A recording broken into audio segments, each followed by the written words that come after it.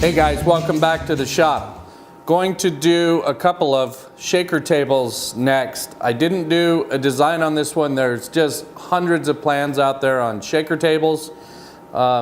If you follow the Wood Whisperer at all, these are going to follow pretty close to what he did. But there's only so many ways you can do a shaker table. So that's what we're going to do. Going to use this 8/4 stock for the legs, and I'll probably pull them out of the more straight grain section so that I have more choices on which direction my legs go.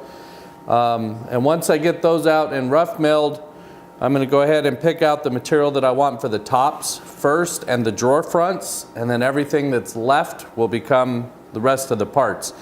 Where these two tables are going to live in my house, really 3 sides of this table are covered, so I can get away with lesser stock or lesser quality stock in those positions.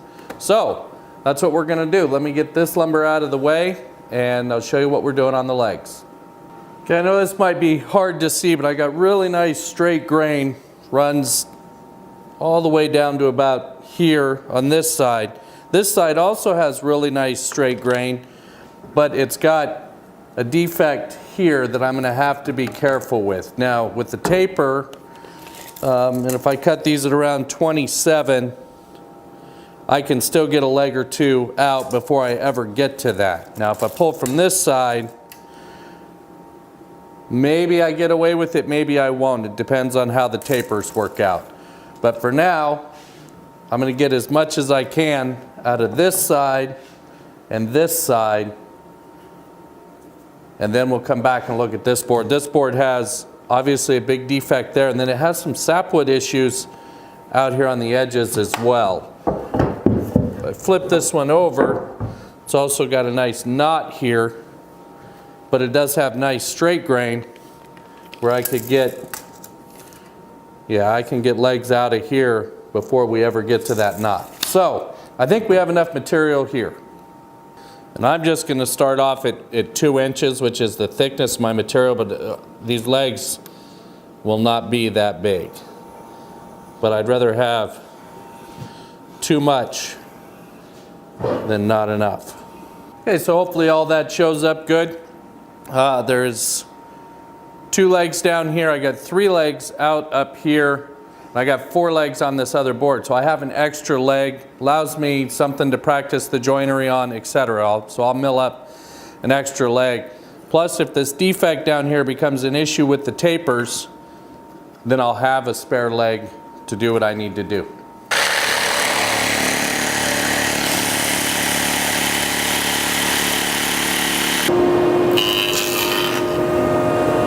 Okay, I've got my fence on the bandsaw set to just a little over 2 inches. Again, I want everything to be oversized. And I'm just going to rip these down and then we'll get them cleaned up.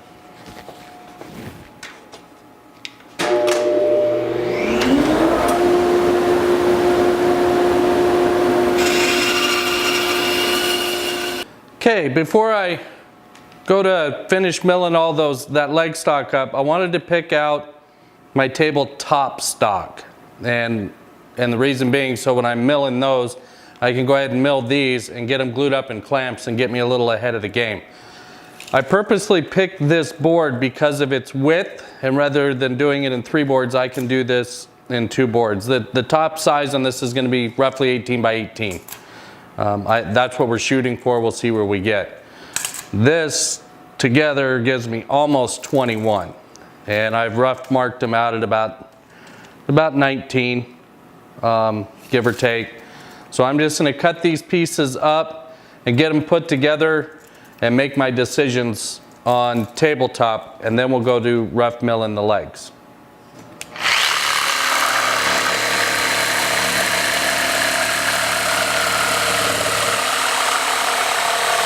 Okay, and there's the grain pattern that I picked out for the one top. And there's the grain pattern that I picked out for the other top. I haven't jointed any edges or done anything like that yet. I'm going to go ahead and joint those 2 edges so that I can get those panels glued up.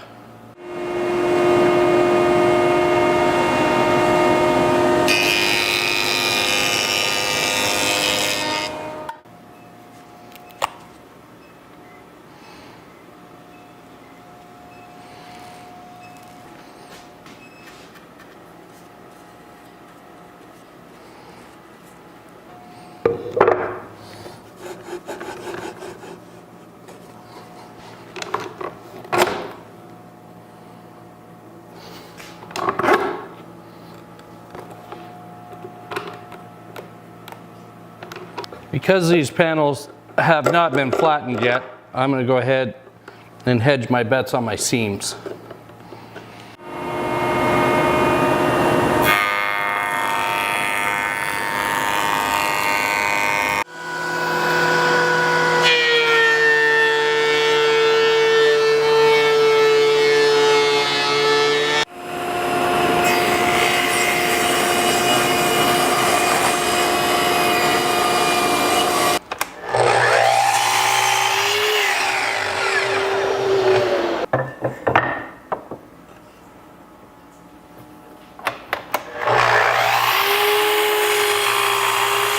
Okay, I don't know how well those are gonna all show up, but I managed to get pretty much the straight grain showing on all of these. They look very consistent. I'm super happy with that.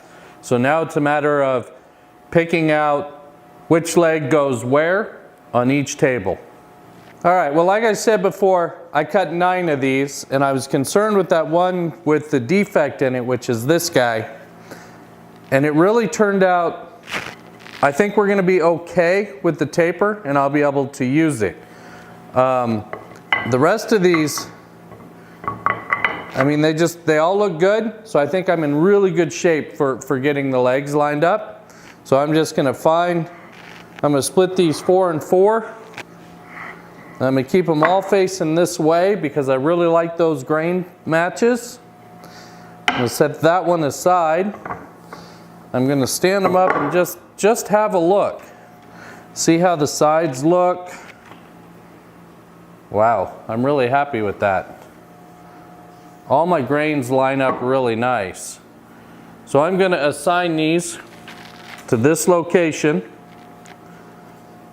and I'm gonna draw, a circle or a square or something that tells me inside faces of all of these, and I'm gonna label them.